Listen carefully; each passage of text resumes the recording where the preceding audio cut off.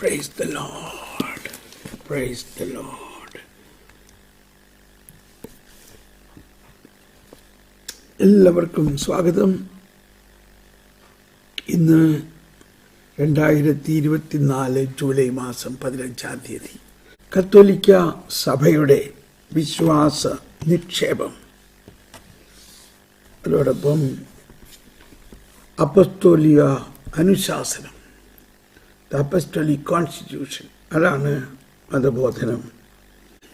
നമ്മുടെ ഈ കാലഘട്ടത്തിൽ ഇതുപോലെ സഭയുടെ ഈ പ്രബോധനം നമുക്ക് ലഭ്യമായതിനും അത് പഠിക്കാൻ ദൈവം നമുക്ക് അവസരം തന്നതിന് നന്ദി പറയാം.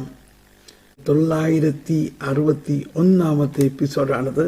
കത്തോലിക്ക സഭയിൽ ഞാൻ വിശ്വസിക്കുന്നു എന്ന് കൂടുതൽ ബോധ്യത്തോടെയും അതിൻ്റെ ഉള്ളിൽ അടങ്ങിയിരിക്കുന്ന വലിയ രഹസ്യങ്ങളെ പഠിച്ചുകൊണ്ട് ജീവിക്കാനും അതിലൂടെ സഭാമാതാവിൻ്റെ ആ പ്രബോധനത്തിലൂടെ തന്നെ നമുക്ക് ജീവിക്കാൻ ദൈവം തന്ന വലിയ അവസരമാണിത്.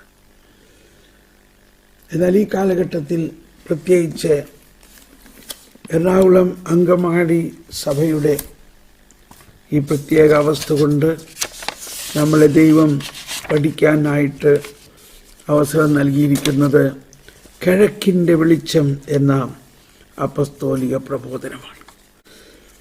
നമ്മൾ പെട്ടെന്ന് പഠിച്ച് തീർക്കാമെന്നൊക്കെ വിചാരിച്ച ഈ പ്രബോധനം ഒരു പ്രാവശ്യം പഠിച്ചപ്പോഴാണ് മനസ്സിലായത്, ഇത് എന്തോ ഒരു വലിയ നിധിയാണ്. ഇത് കൂടുതൽ ആഴത്തിൽ പഠിക്കണം. മാത്രമല്ല, ഇത് പഠിക്കാഞ്ഞതുകൊണ്ടല്ലേ, ഇത് പഠിപ്പിക്കാഞ്ഞതുകൊണ്ടല്ലേ ഇന്ന് എറണാകുളം അങ്കമാലി രൂപതയിലെ അതുപോലെ മറ്റു പല രൂപതകളിലും ഈ പ്രശ്നങ്ങൾക്കെല്ലാം കാരണം. ചിലയിടത്ത് പ്രശ്നം പൊട്ടിപ്പുറപ്പെട്ടു, ചിലയിടത്ത് ഇതൊരു പ്രശ്നമല്ല, ചിലയിടത്ത് ഇതെന്താണെന്ന് അറിയില്ല. എന്നാൽ ഈ കിഴക്കിൻ്റെ വെളിച്ചം എന്ന ഈ അപ്പസ്തോലിക പ്രബോധനം പഠിച്ചപ്പോഴാണ് നമുക്ക് മനസ്സിലായത് ഇത് വളരെ പ്രധാനപ്പെട്ട ഒരു കാര്യമാണെന്നും. പരിശുദ്ധ ജോൺ പോൾ രണ്ടാമൻ മാർപ്പാപ്പ 1995 നൽകിയ ഈ പ്രബോധനം, ഈ കിഴക്കിൻ്റെ വെളിച്ചം കാണാതെ ഇരുണ്ട മുറിയിൽ ഒളിച്ചു വച്ചിരിക്കുകയായിരുന്നു. നമ്മളത് പുറത്തെടുത്തു, നമ്മളതിന് വെളിച്ചം കാണിച്ചു. നമ്മൾ കുറേ പേരെങ്കിലും അതിൻ്റെ അകത്ത് പ്രവേശിച്ചു. അങ്ങനെ സഭാഗാത്രത്തിൽ അത് ഒരിക്കലും മങ്ങാത്ത പ്രകാശമായി വന്നുകൊണ്ടിരിക്കുകയാണ്. തീർച്ചയായിട്ടും തുടർന്ന് നമ്മൾ ചെയ്യാൻ പോകുന്ന ഇതിൻ്റെ ഒരു പുസ്തകം രൂപീകരിക്കുമ്പോൾ ഇത് തീർച്ചയായിട്ടും സഭ മുഴുവനിലും വെളിച്ചം പ്രസരിക്കും. മാത്രമല്ല, ഓരോ ദിവസത്തെയും നമ്മുടെ പ്രാർത്ഥനകൾ. ഇതിന് കാരണം മറ്റൊന്നുമല്ല, സഭയുടെ ആദിമകാലം മുതലുള്ള ഈ പാരമ്പര്യം അനേകം മാർപ്പാപ്പമാരും അനേകം സിനഡുകളും ഐക്യകണ്ഠേന പ്രഖ്യാപിച്ചിട്ടുള്ളതാണ്. ഇതിന് ഒരു മാറ്റം വരുത്താൻ പാടില്ല. ഇത് പൗരസ്ത്യ സഭയുടെ മാത്രമല്ല, കത്തോലിക്ക സഭയുടെ മുഴുവൻ ഒരു പിതൃസ്വത്താണ്. ഇതിനൊരു മാറ്റം വരുത്താൻ പാടില്ല. അതുകൊണ്ട് തന്നെ ഒരു മാർപ്പാപ്പയ്ക്ക് പോലും അതിന് മാറ്റാൻ പറ്റില്ല. അപ്പോഴാണ് ഇവിടെ കുറേ ആൾക്കാർ മാറ്റണം എന്ന് പറഞ്ഞ് ബഹളം ഉണ്ടാക്കിയാൽ ഇത് മാറുമോ? എന്ത് ചെയ്യാം, അവർക്കതറിയില്ല. അതുകൊണ്ട് ബഹളം ഉണ്ടാകും. മാർപ്പാപ്പയ്ക്ക് പോലും ഇത് മാറ്റാൻ പറ്റില്ല എന്നാണ് ഇതിൽ നിന്ന് നമ്മൾ പഠിച്ചത്. അത് ഓരോ ഹൃദയങ്ങളിലും എത്തട്ടെ.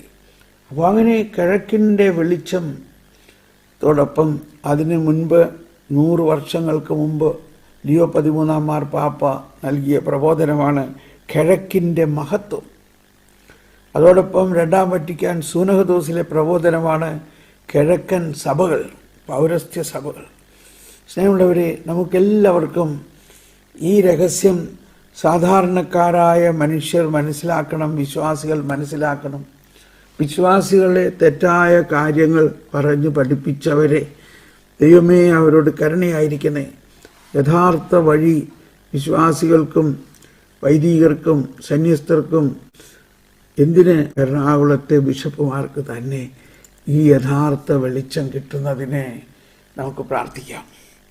പല തെറ്റായ കാര്യങ്ങൾ കൊണ്ട് ഇവർ വളരെ തെറ്റായ ബോധ്യങ്ങളിൽ കുടുങ്ങിക്കിടക്കുന്ന അവരോട് കർത്താവേ കരുണയായിരിക്കണേ.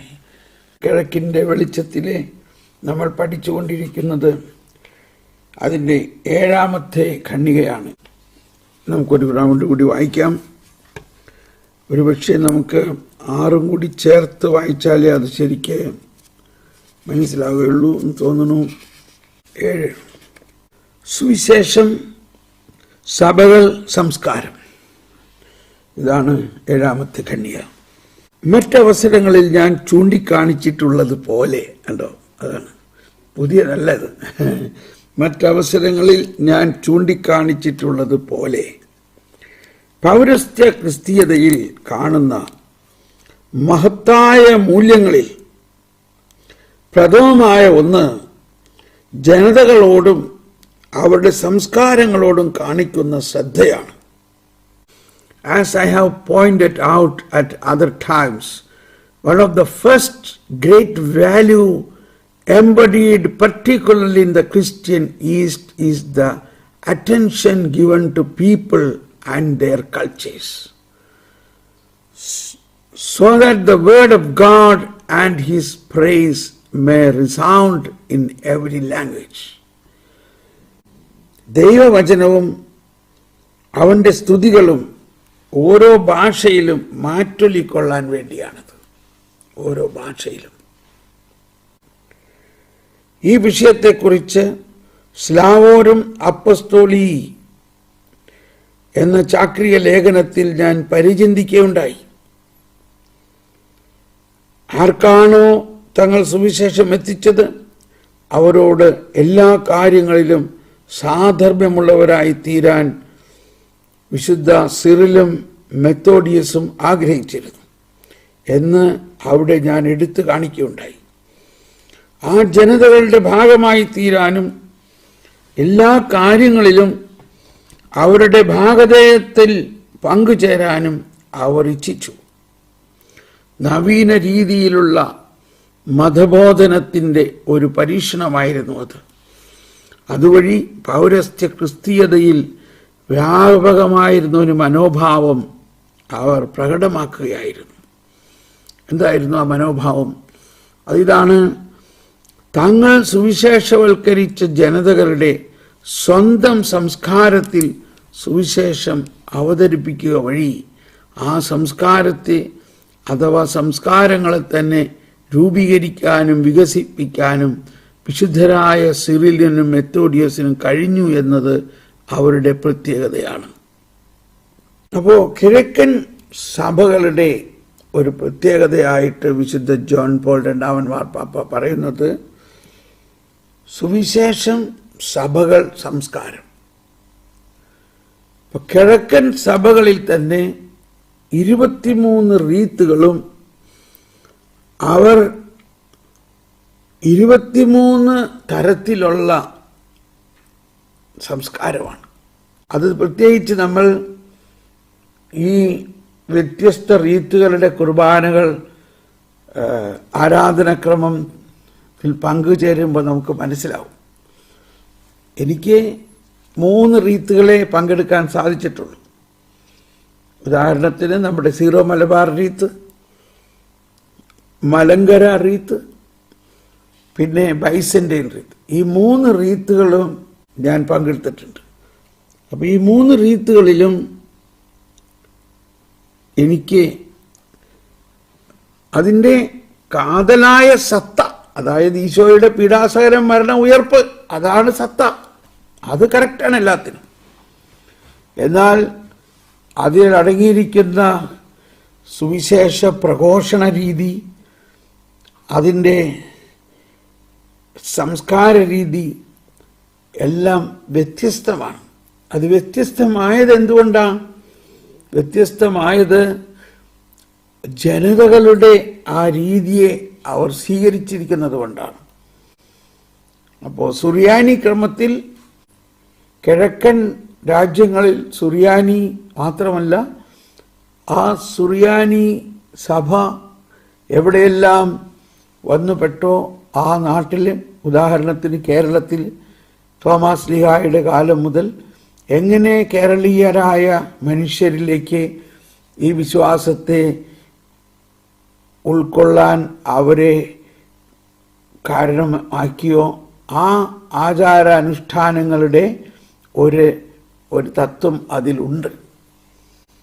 നമുക്ക് ഇന്നത് മനസ്സിലാകില്ലായിരിക്കും, പക്ഷേ അതിൻ്റെ ആരംഭകാലം മുതൽ ഉണ്ട് എന്ന് ചരിത്രപരമായിട്ട് വന്നു പോന്നിരിക്കുന്നൊരു ഒരു കാര്യമാണത്. അതിനെയാണ് നമ്മൾ പാരമ്പര്യം എന്ന് പറയുന്നത്. അത് കൃത്യമായിട്ട് എവിടെയും എഴുതിയൊന്നും വെച്ചിട്ടുണ്ടാവില്ല. അതിങ്ങനെ പാരമ്പര്യമായിട്ട് വന്നിരിക്കുന്നൊരു കാര്യമാണ്. അപ്പോൾ അത് വിശുദ്ധ ജോൺ പോൾ രണ്ടാമൻ മാർപ്പാപ്പ പറയാണ്, അത് വളരെ മഹത്തായ മൂല്യങ്ങളുള്ളതാണ്. മഹത്തായ മൂല്യങ്ങളിൽ പ്രഥമമായ ഒന്ന്. ഉദാഹരണത്തിന് സീറോ മലബാർ സഭയിൽ നിന്നും വളരെയധികം വൈദികർ മിഷനറിമാരാകാനായിട്ട് തയ്യാറായി. നമുക്കറിയാം, അതുപോലെ വളരെയധികം സന്യസ്തർ അങ്ങനെ തയ്യാറായി. സഭയ്ക്ക് വളരെ ശക്തമായ ഒരു മിഷനറി ദൗത്യം രൂപപ്പെട്ടു. ലോകത്തിൻ്റെ നാനാഭാഗത്തേക്കും അത് പടർന്ന് പന്തലിച്ചു. അതുകൊണ്ടാണ് സീറോ മലബാർ സഭയ്ക്ക് മറ്റ് രാജ്യങ്ങളിൽ ഡയോസിസുകളെല്ലാം കിട്ടിയത്. അപ്പോൾ അതിൻ്റെ കാരണം ആ ആരാധന ക്രമവും ആ സുവിശേഷ പ്രഘോഷണത്തിലും അടങ്ങിയിരിക്കുന്ന ചില പ്രത്യേക മൂല്യങ്ങളാണ്. നമ്മുടെ കാറോസൂസ പ്രാർത്ഥനയിൽ നമ്മൾ പ്രാർത്ഥിക്കും, മോശയുടെ ചൈതന്യത്തോടും ഏലിയായുടെ തീഷ്ണതയോടുമുള്ള അൽമായ പ്രേക്ഷിതരെ ഞങ്ങൾക്ക് നൽകണേ. ഉണ്ടോ? വൈദികർക്കും സന്യസ്തർക്കും വേണ്ടി മാത്രമല്ല നമ്മൾ പ്രാർത്ഥിക്കുന്നത്, മോശയെപ്പോലെയും ഏലിയായെപ്പോലെയുമുള്ള അൽമായ പ്രേക്ഷിതരെ ഞങ്ങൾക്ക് നൽകണേ. അപ്പോൾ അതിലൂടെ ധാരാളം അൽമായർ ആ ചൈതന്യത്തിൽ വളർന്നുകൊണ്ടിരിക്കുന്നു. ഇപ്പോൾ ഉദാഹരണത്തിന് എന്നെ ഒരു അൽമായനായ എനിക്ക് ഇത്രയും ഈ സുവിശേഷ വേലയ്ക്ക് ഈ തുറവിയും ഇതെല്ലാം കിട്ടുന്നത് എന്തുകൊണ്ടാണ്? ഇത് സഭ മുഴുവൻ്റെയും പ്രാർത്ഥനയാണ്. ജോൺ പോൾ രണ്ടാമൻ മാർപ്പാപ്പ പറയാണ്, ഇത് കിഴക്കൻ സഭകളുടെ ഒരു പ്രത്യേകതയാണ്. മഹത്തായ മൂല്യങ്ങളിൽ പ്രഥമമായ ഒന്ന് ഈ സഭകളിൽ ഉണ്ട്. ജനതകളോടും അവരുടെ സംസ്കാരങ്ങളോടും കാണിക്കുന്ന ശ്രദ്ധയാണ്. ഇത് നമ്മളത്ര ശ്രദ്ധിച്ചു കാണില്ല. കിഴക്കൻ സഭകളുടെ ഒരു പ്രത്യേകത ജനതകളോടും അവരുടെ സംസ്കാരങ്ങളോടും കാണിക്കുന്ന ശ്രദ്ധ എന്ന് പറഞ്ഞുകൊണ്ട് നമ്മുടെ എറണാകുളത്തുള്ള ആൾക്കാരുടെ എല്ലാം സംസ്കാരം പാരി കുർബാന മാറ്റണമെന്നുള്ളതല്ല. ആ അർത്ഥത്തിലല്ല ഈ പറയണത്. ദൈവവചനവും ദൈവസ്തുതികളും ഓരോ ഭാഷയിലും മാറ്റൊലിക്കൊള്ളാൻ വേണ്ടിയാണ്. അപ്പോൾ ലത്തീൻ സഭയിൽ രണ്ടാം വത്തിക്കാൻ സൂനോദോസ് കഴിഞ്ഞപ്പോൾ ലത്തീൻ ഭാഷയിൽ നിന്നും അവരവരുടെ മാതൃഭാഷയിലും വെർണാക്കുലേഴ്സിൽ പോലും ആരാധന ആകാം, വചനം പ്രഘോഷണമാകാം, ദൈവസ്തുതി ആകാം എന്നത് സംഭവിച്ചു. എന്നാൽ അതിനേക്കാൾ വർഷങ്ങൾക്ക് മുൻപ് കിഴക്കൻ സഭകളിൽ ഇതാരംഭിച്ചു കഴിഞ്ഞിരുന്നു. എന്ന് പറഞ്ഞാൽ സുറിയാനിക്കാര് സുറിയാനിയിൽ, അതുപോലെ മറ്റ് കിഴക്കൻ സഭകളിൽ അവരവരുടെ മാതൃഭാഷയിൽ. അതാണ് ഇവിടെ പറയുന്നത്. സിറിലും മെത്തേഡീസും എത്ര നൂറ്റാണ്ടുകൾക്ക് മുൻപാണ്. സിറിൽ മെത്തോഡീസും സഹോദരന്മാര് നൂറ്റാണ്ടുകൾക്ക് മുൻപ് തന്നെ ഇത് പരീക്ഷിച്ചു. സിറിൽ ജനിച്ചത് 826 മുതൽ 869 വരെയാണ്. കോൺസ്റ്റന്റൈനിലാണ്. മെത്തോഡിയ born in 815-885, were brothers, Byzantine Christian theologians and missionaries for their work evangelizing the Slava. They are known as the apostles to the Slava. Slava, അതാണ് അപ്പസ്റ്റോളിക് സ്ലാവാറും. അപ്പം ആ സ്ലാവാറും അല്ലെങ്കിൽ സ്ലാവ കമ്മ്യൂണിറ്റിയിൽ ജനിച്ച ഒരാളാണ് ജോൺ പോൾ മാർപ്പാപ്പ. അതാണ്. അപ്പം ജോൺ പോൾ മാർപ്പാപ്പ തന്നെ ഒരു കിഴക്കൻ സഭക്കാരനാണ്. ഒരു സ്ലാവ കമ്മ്യൂണിറ്റിയിൽ ജനിച്ചവരാണ്. ബൈസന്റൈൻകാരാണ് അവർ. ആ കാലഘട്ടത്തിൽ തന്നെ അവർ ആഗ്രഹിച്ചു അല്ലെങ്കിൽ അവർ നടപ്പിലാക്കി ഇങ്ങനെ ഒരു ശൈലി. അത് നടപ്പാക്കുന്ന സമയത്ത് ലത്തീൻ സഭകൾ അതിനെതിരായിരുന്നു. പക്ഷെ അവരെന്ത് ചെയ്തു? അവർ സഭ വിട്ടുപോയില്ല. അവർ സഭയ്ക്കകത്ത് നിന്നുകൊണ്ട് തന്നെ അതിനുവേണ്ടി പ്രാർത്ഥിച്ചു. അവർ റോമിൽ പോയി മാർപ്പാപ്പയെ കണ്ടു, ഈ കാര്യം അവതരിപ്പിച്ചു. അപ്പോൾ മാർപ്പാപ്പ വളരെ സന്തോഷത്തോടെ അത് സ്വീകരിച്ചുകൊണ്ട് അവർക്ക് അനുമതി കൊടുത്തു. അതാണ്. അതുകൊണ്ടല്ലേ ഇതിനകത്ത് അടുത്ത് നമ്മൾ പഠിക്കാൻ പോകുന്ന ഒരു പാരഗ്രാഫിൽ ജോൺ പോൾ മാർപ്പാപ്പ പറയുന്നുണ്ട്, അതുകൊണ്ടല്ലേ എന്നെപ്പോലെയുള്ള ഒരു മാർപ്പാപ്പ അതിൽ നിന്നുണ്ടായത് എന്ന്. ഒരു മാർപ്പാപ്പ തന്നെ അതിൽ നിന്നുണ്ടായത്. അത് ഇതിനകത്ത് 3-ാമത്തെ പാരഗ്രാഫിലുണ്ട്. ഏത് ജനതകളുടെ പക്കലേക്കാണോ വിശുദ്ധരായ സിറിൽ, മെത്തോഡീസ് എന്ന 2 സഹോദരന്മാർ പോയത്, അവരുടെ വിളിയിൽ സ്ലാവു ജനതയുടെ തന്നെ പുത്രനായ ഒരു പാപ്പ പ്രത്യേകിച്ചും തരളിത ഹൃദയനാകുന്നു. കണ്ടോ? 3-ാമത്തെ ഖണിയിൽ പറയാണ്, ഏത് ജനതകളുടെ പക്കലേക്കാണോ വിശുദ്ധരായ സിറിൽ, മെത്തോഡിയസ് എന്ന 2 സഹോദരന്മാർ പോയത്, 869 884. എന്നിട്ട് അവരുടെ മാതൃഭാഷയിലെ, അവരുടെ മാതൃഭാഷ എന്ന് പറഞ്ഞാൽ അവർക്ക് ഭാഷ ഉണ്ടായിരുന്നില്ല, അവരുടെ ഭാഷയ്ക്ക് ലിപി ഉണ്ടായിരുന്നില്ല, വെർണാക്കുലർ. അപ്പൊ ഇവര് പോയിട്ട് അവർക്ക് ഒരു പുതിയ ഭാഷ ഉണ്ടാക്കി. അതാണ് ഗ്ലാഗോലോറ്റിക് ആൽഫബറ്റ്, സ്ലോവേനിക് ആൽഫബറ്റ്. അവർക്ക് ഒരു ഭാഷ ഉണ്ടാക്കി അവരെ സുവിശേഷം പഠിപ്പിക്കാനായിട്ട്. സഭയുടെ ലത്തീൻ, ഗ്രീക്ക് ഒക്കെ ഉണ്ട്. പക്ഷേ അത് പറഞ്ഞിട്ട് എന്താ കാര്യം? അവർക്കതൊന്നും അറിയില്ല. അവരുടെ കൊളോക്കിയൽ ലാംഗ്വേജ്, ആ കൊളോക്കിയൽ ലാംഗ്വേജിൽ അവർക്ക് വേണ്ടി ഭാഷ ഉണ്ടാക്കി. ഉദാഹരണത്തിന് എൻ്റെ അപ്പാപ്പന് കിട്ടിയ ബൈബിള്, ആ ബൈബിള് ഇപ്പം എനിക്ക് വായിക്കാൻ മനസ്സിലാവില്ല. അതൊരു തരം പഴയ മലയാളമാണ്. ഒരു കോഴിത്തമിഴോ തമിഴ് ചുവയുള്ള ഒരു പഴയ മലയാളമാണ്. അതിൽ സംസ്കൃതമുണ്ട്. അന്നത്തെ നമ്മുടെ കൊളോക്കിയൽ ലാംഗ്വേജ് അതായിരുന്നു. അതിൽ അച്ചടിച്ചിട്ടുള്ള ബൈബിൾ. അപ്പോൾ ഇവിടെ പറയാണ്, അങ്ങനെ സ്ലാവു ജനതയുടെ തന്നെ പുത്രനായ ഒരു പാപ്പ. അപ്പം ജോൺ പോൾ 2-ാമൻ മാർപ്പാപ്പ പോളണ്ടിലെ കിഴക്കൻ സമൂഹമായ സ്ലാവു ജനതയുടെ മകനാണ്. സ്ലാവു ജനതയിൽ നിന്നുണ്ടായതാണ് മാർപ്പാപ്പ. അതാണ് അവരുടെ വിളിയിൽ സ്ലാവു ജനതയുടെ തന്നെ പുത്രനായ ഒരു പാപ്പ പ്രത്യേകിച്ചും തരളിത ഹൃദയനാകുന്നു. അപ്പോൾ ഒന്ന് ആലോചിച്ച് നോക്കി, ഈ മാർപ്പാപ്പ ഇതൊക്കെ പറയണ കാരണം എന്താ? ഈ ജോൺ പോൾ മാർപ്പാപ്പ ഇതെല്ലാം ഇത്ര ജ്വലിക്കുന്നതിന്റെ കാരണം എന്താ? അദ്ദേഹം ആഗോള സഭയുടെ മാർപ്പാപ്പയാണെങ്കിലും അദ്ദേഹം ഒരു കിഴക്കൻ സഭക്കാരനാണ്, സ്ലാവു ജനതയിൽപ്പെട്ട ആളാണ്. Oh praise the Lord, praise the Lord.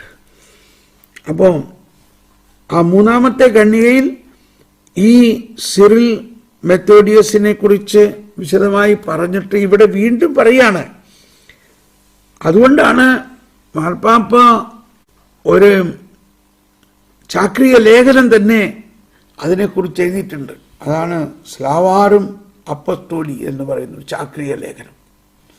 അതായത് ഈ സിറിൽ മെത്തോഡീസിൻ്റെ അവരുടെ സുവിശേഷ വേലയെക്കുറിച്ച് അവർ അന്ന് എന്ത് വലിയൊരു വെല്ലുവിളിയാണ് സ്വീകരിച്ചത്. അന്ന് നിലവിലുള്ള ഭാഷയിലല്ല അവർ സുവിശേഷ വേല ചെയ്തത്. അവർ ഏത് ജനതകളിലേക്ക് സുവിശേഷം കൊണ്ടുചെന്നോ ആ ജാതിക്കാരുടെ അവർക്ക് ഭാഷ ഉണ്ടായിരുന്നില്ല, അവർക്ക് ലിപികളുണ്ടായിരുന്നില്ല. ആ ഭാഷക്കാരുടെ അതേ സംസ്കാരത്തിൽ നിലനിൽക്കുന്ന ലിപികളുണ്ടാക്കി അതിൽ അവരെ പഠിപ്പിച്ചു. അങ്ങനെ അവരുടെ സംസ്കാരത്തെ കളയാതെ ആ സംസ്കാരത്തിൽ അവർ ശുശ്രൂഷ ആരംഭിച്ചു. ഉദാഹരണത്തിന് ഞാനൊരു അനുഭവം പറയാം. ഞാൻ നോർത്ത് ഇന്ത്യയിലെ സുവിശേഷ വേല ആരംഭിച്ചപ്പോൾ അന്ന് ഞാൻ നോർത്ത് ഇന്ത്യയിലാണ്, ഞാൻ കേരളത്തിൽ നിന്നല്ല, നോർത്തിൽ തന്നെയാണ്. പക്ഷെ അവിടെ ആ സമയത്ത് പാറ്റ്നയിലും ഇൻഡോറിലുമെല്ലാം കേരളത്തിൽ നിന്ന് വന്ന വചനപ്രഘോഷകർ, ഉദാഹരണത്തിന് നായിക്കാമ്പറമ്പിലച്ഛനും ടീമും അതുപോലെ മറ്റു പല ടീമുകളും അവിടെ സുവിശേഷ വേലയ്ക്കായി വന്നു. അപ്പോൾ വരുമ്പോൾ അവരെന്ത് ചെയ്തു? അവർ മലയാളത്തിലുള്ള നമ്മുടെ കരിസ്മാറ്റിക് ഗാനങ്ങളും ഇംഗ്ലീഷിലുള്ള കരിസ്മാറ്റിക് ഗാനങ്ങളുടെയും അതേ ട്യൂണിൽ വാക്കുകളിൽ മാറ്റം വരുത്തിയിട്ട് പാട്ടുകളുണ്ടാക്കി. ഉദാഹരണത്തിന്, ആകാശത്തിൻ കീഴിൽ വേറൊരു നാമമില്ലല്ലോ യേശുനാമമല്ലാതെ, ആകാശത്തിൻ കീഴിൽ വേറൊരു നാമമില്ലല്ലോ. അങ്ങനെയുള്ള കരിസ്മാറ്റിക് ഗാനങ്ങൾ, അതുപോലെ തന്നെ കുറേ ഇംഗ്ലീഷ് ഗാനങ്ങളുടെ എല്ലാം അതേ ട്യൂണിൽ വാക്ക് മാറ്റിക്കൊണ്ട് ഗാനമുണ്ടാക്കി. പക്ഷേ ഇത് അവിടുത്തെ ആൾക്കാർക്കൊന്നും പാടാൻ പറ്റില്ല. അപ്പോൾ നായിക്കാമ്പരമ്പരച്ചൻ്റെ കൂടെയുള്ള കേരളത്തിൽ നിന്ന് വന്ന മ്യൂസീഷ്യൻസ് ഓർഗനെല്ലാം വെച്ചുകൊണ്ട് ആസ്മാൻ കെ നീച്ചെ ദൂസരാ നാം നഹി ഹേ, എല്ലാവരും ഉണ്ടായിരിക്കുകയാണ്. അവരുടെ വായ, അവരുടെ നാവ് അതിനൊക്കണില്ല എന്ന് പറഞ്ഞാൽ നമുക്ക് മനസ്സിലാവോ? അപ്പോൾ എൻ്റെ അവസ്ഥ എന്താ? ഞാൻ അവരുടെ ഗ്രാമപ്രദേശങ്ങളിൽ അതിനു മുമ്പ് എത്തിക്കഴിഞ്ഞിരിക്കുന്നു. നോർത്ത് ഇന്ത്യയിൽ ഒരു വഴികൾ പോലും ഇല്ലാത്ത സ്ഥലങ്ങളിൽ എന്നെ കർത്താവ് അവിടെയുള്ള വൈദികരിലൂടെ മോട്ടോർ സൈക്കിളിലും കാളവണ്ടിയിലും ഒക്കെ ആയിട്ട് അവിടെ കൊണ്ടുവന്നു. ഞാൻ എന്ത് ചെയ്തു? അവിടുത്തെ സാധാരണ മനുഷ്യർ പാടുന്ന പാട്ടുകൾ പഠിച്ചു. ഞാൻ ഒരെണ്ണം സാമ്പിളായിട്ടൊന്ന് പാടി കേൾപ്പിക്കട്ടെ. അതിപ്പോഴും എനിക്ക് ഭയങ്കര ആവേശമാണ് അത് പാടുമ്പോൾ. അവിടുത്തെ സാധാരണ ആൾക്കാരുടെ ശൈലിയിൽ അവരെല്ലാം ഇങ്ങനെ പരത്തി പാടുള്ളൂ, ഉരുട്ടി പാടുകയല്ല, പരത്തി പാടുള്ളൂ. അപ്പോൾ അതിങ്ങനെയാണ് എനിക്കിഷ്ടമായ സാധാരണ അവിടുത്തെ കൊളോക്കിയൽ ആൾക്കാരിൽ നിന്ന് പഠിച്ച ഒരു പാട്ടാണത്. യേശു മേരെ ദാതാ യേശു മേരെ ത്രാता उसका ही मैं गुण गाता, യേശു മേരെ ദാതാ യേശു മേരെ ത്രാता उसका ही मैं गुण गाता, वही है ईश्वर पुत्र प्यारा प्यारा परम पिता का वह न्यारा न्यारा, वही है ईश्वर पुत्र प्यारा प्यारा परम पिता का वह न्यारा न्यारा, वही है सबका सहारा सहारा, यीशु मेरे दाता यीशु मेरे त्राता उसका ही मैं गुण गाता. അതുപോലെ തന്നെ बोलो यीशु नाम नाम बोलो यीशु नाम बोलो यीशु नाम नाम बोलो यीशु नाम बोलो यीशु नाम नाम बोलो यीशु नाम बोलो यीशु नाम नाम बोलो यीशु नाम बोलो यीशु नाम नाम बोलो यीशु नाम. അപ്പോൾ എന്ത് സംഭവിച്ചു? കേരളത്തിൽ നിന്ന് വന്ന മ്യൂസിക്കൊക്കെ അറിയാവുന്ന ഓർഗനെല്ലാം വെച്ച് ഈ ആസമാനിക്ക നീച്ച ദൂസര ഈ പാട്ടെല്ലാം പാടിയിട്ട് ആരും അനങ്ങളില്ല. അപ്പൊ നായികാമ്പരമ്മൻ സ്റ്റേജിൽ കയറിയിട്ട് സ്തുതിപ്പിക്കാൻ പറഞ്ഞിട്ടും ആരും സ്തുതിക്കണില്ല. അച്ഛനെ പരിശുദ്ധാത്മാവ് കാണിച്ചു കൊടുത്തു. എന്താ ആ പാട്ടുകാരൻ തോമസ് പോളിൽ ഇങ്ങോട്ട് വിളിച്ചെന്ന് പറഞ്ഞു. അപ്പൊ ഞങ്ങള് അച്ഛൻ്റെ കൂടെ പോകുമ്പോൾ ഞാൻ മധ്യസ്ഥ പ്രാർത്ഥനക്കാരനായിട്ടാണ് പോണതെങ്കിലും വണ്ടിയിലിരുന്ന് ഞാൻ ഇങ്ങനെയുള്ള ഈ പാട്ടുകൾ ഇങ്ങനെ പാടുമായിരുന്നു. യേശുമേരെ ദാത്ത, അത് അച്ഛന് എന്തോ മനസ്സിൽ കയറി. അപ്പോൾ അച്ഛനൊരു പരീക്ഷണാർത്ഥം ആ തോമസ് പോൾ പാട്ടുകാരനെ ഇങ്ങോട്ട് വിളിക്കാൻ പറഞ്ഞു. എന്നെ വിളിച്ച് സ്റ്റേജിൽ കയറ്റിയിട്ട് ഞാൻ വണ്ടിയിലിരുന്നപ്പോൾ പാടില്ലേ, ആ പാട്ടൊന്നും ഇവിടെ പാടാൻ പറഞ്ഞു. ഞാൻ പാടൊന്നുമില്ല അച്ഛോ. അല്ല അത് പാട്. ഞാനങ്ങ് പാടാൻ തുടങ്ങി. ബോലോ യേശു നാം നാം, ബോലോ യേശു നാം, ബോലോ യേശു നാം നാം. കണ്ടോ അവരുടെ ശൈലി, അവരുടെ സംസ്കാരം, അവരുടെ താളം. എന്തിനു പറയണു, ഇവരെല്ലാവരും എഴുന്നേറ്റ് നിന്ന് ഭയങ്കര സന്തോഷത്തോടെ എല്ലാവരും ആർപ്പ് വിളികളോടെ പാടാൻ തുടങ്ങി. ബോലോ യേശു നാം നാം, ബോലോ യേശു നാം, ബോലോ. എല്ലാവർക്കും പാടാൻ വളരെ എളുപ്പം. അച്ഛന് ഭയങ്കര സന്തോഷമായി. അച്ഛനെ ചേർന്ന് പാടാൻ തുടങ്ങി. ബോലോ യേശു നാം നാം, ബോലോ. ഹല്ലേലൂയ. എന്തിനു പറയണ, അരമണിക്കൂർ ഇത് മാത്രമേ പാടിയുള്ളൂ, വേറെ ഒന്നും പാടില്ല. വലിയ രോഗശാന്തി, അത്ഭുത ശക്തി ഒഴുകാൻ തുടങ്ങി. അപ്പൊ നമ്മൾ പഠിച്ച ഭാഷയോ നമ്മുടെ ലാംഗ്വേജോ അല്ല, അവരുടെ ജീവിതത്തിലെ അവരുടെ ഭാഷയും അവരുടെ ലാംഗ്വേജും. ഇപ്പൊ ഇവിടെ ജർമ്മനിയിൽ വന്നപ്പോൾ നമ്മുടെ കാസറ്റേ ഇവിടെ ഇറക്കിയിട്ടില്ല ഞാൻ ഇതുവരെയ്ക്കും. എന്നോട് പലരും ചോദിച്ചു, ബ്രദറിന്റെ ആ പാട്ടൊക്കെ ഇവിടെ ഇറക്കാത്ത എന്താ? ഞാൻ പറഞ്ഞു, അത് വേണ്ട, ഇവർക്കത് പാടിയാൽ ശരിയാവില്ല. ഇവരുടെ പാട്ട് തന്നെ നമ്മൾ സ്വീകരിക്കണം. നമ്മൾ ഇവിടുത്തെ പാട്ടുകൾ തന്നെ പാടുന്നത്. ഇവിടുത്തെ പാട്ട്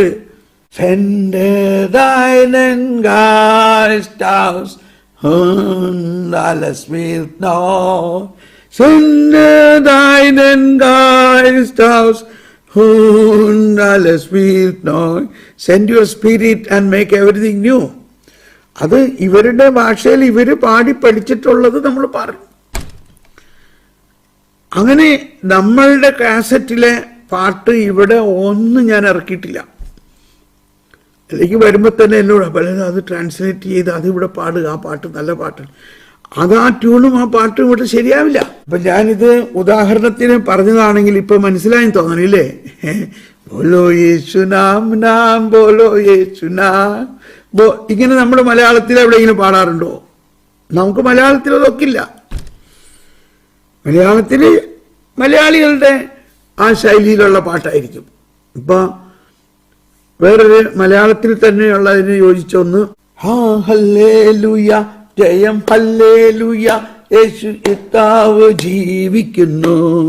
ഹാ ഹല്ലേലൂയ ജയം ഹല്ലേലൂയ യേശു കർത്താവ് ജീവിക്കുന്നു. യേശു ക്രിസ്തു ഇന്നും ജീവിക്കുന്നു.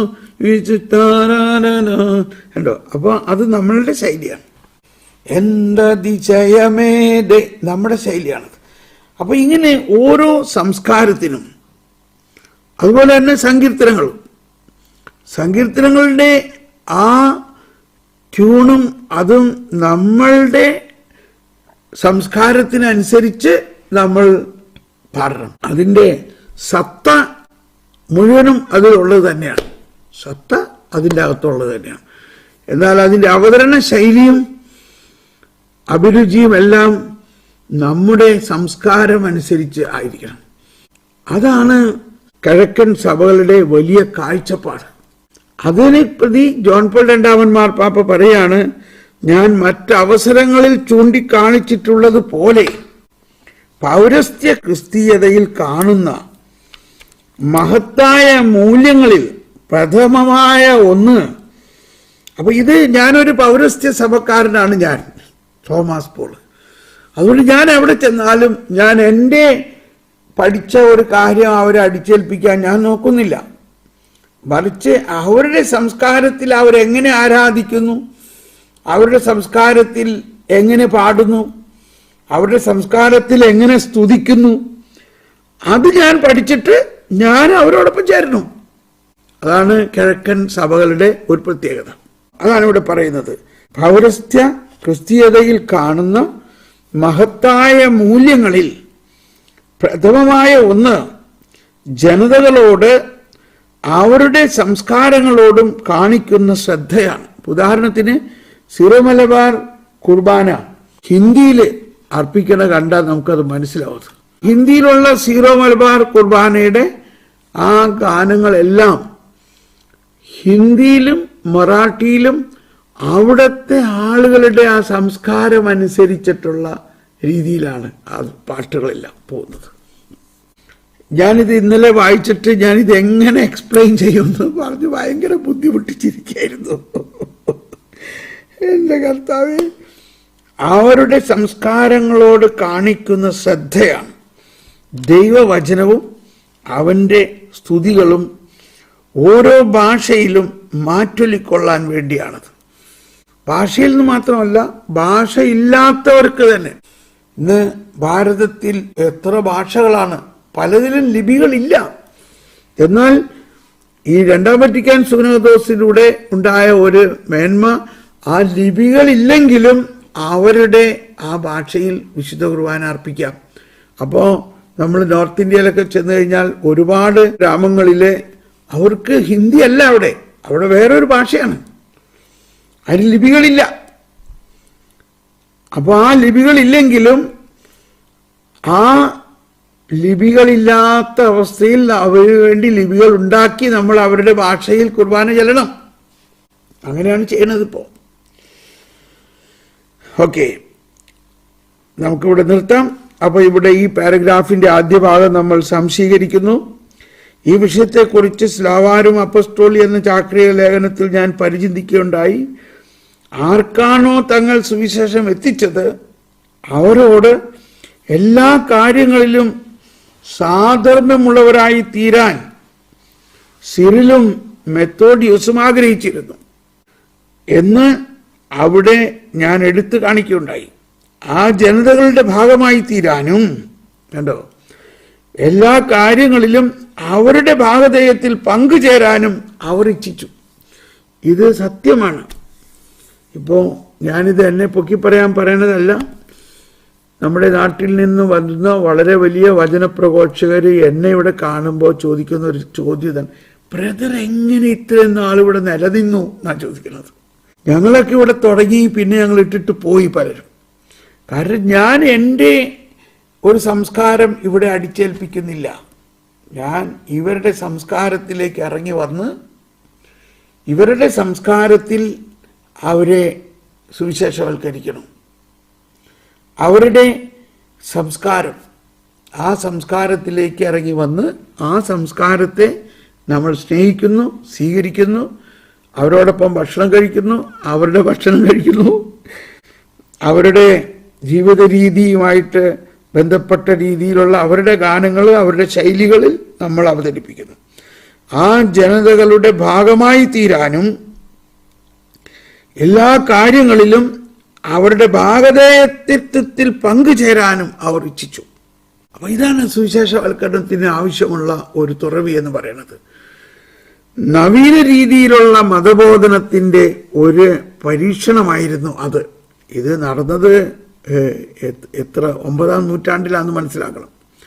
അതുവഴി പൗരസ്ത്യ ക്രിസ്തീയതയിൽ വ്യാപകമായിരുന്ന ഒരു മനോഭാവം അവർ പ്രകടമാക്കുകയായിരുന്നു. തങ്ങൾ സുവിശേഷവൽക്കരിച്ച ജനതകളുടെ സ്വന്തം സംസ്കാരത്തിൽ സുവിശേഷം അവതരിപ്പിക്കുക വഴി ആ സംസ്കാരത്തെ അഥവാ സംസ്കാരങ്ങളെ തന്നെ രൂപീകരിക്കാനും വികസിപ്പിക്കാനും വിശുദ്ധരായ സിറിലും മെത്തോഡിയോസിനും കഴിഞ്ഞു എന്നത് അവരുടെ പ്രത്യേകതയാണ്. നമുക്കിവിടെ നിർത്താം. നമുക്ക് നന്ദി പറയാം. ഇപ്പൊ ഈ ബോലോ യേശു നാമുനാം വന്നപ്പോഴാണ് എനിക്കൊരു സംതൃപ്തിയായത്. എന്നോട് ക്ഷമിക്കണം. നമുക്ക് പ്രാർത്ഥിക്കാം. നമ്മുടെ ഈ കിഴക്കിൻ്റെ വെളിച്ചത്തിൻ്റെ പഠനത്തിലൂടെ ഒരുപാട് പുതിയ കാര്യം നമ്മൾ പഠിക്കാനുണ്ട്. ഇത് നമ്മുടെ സംസ്കാരത്തിലുള്ളതുകൊണ്ടാണ് നമ്മളുടെ ആൾക്കാർ എവിടെ പോയാലും സുവിശേഷ പ്രഘോഷണത്തിൽ വിജയിക്കുന്നത്. God bless U.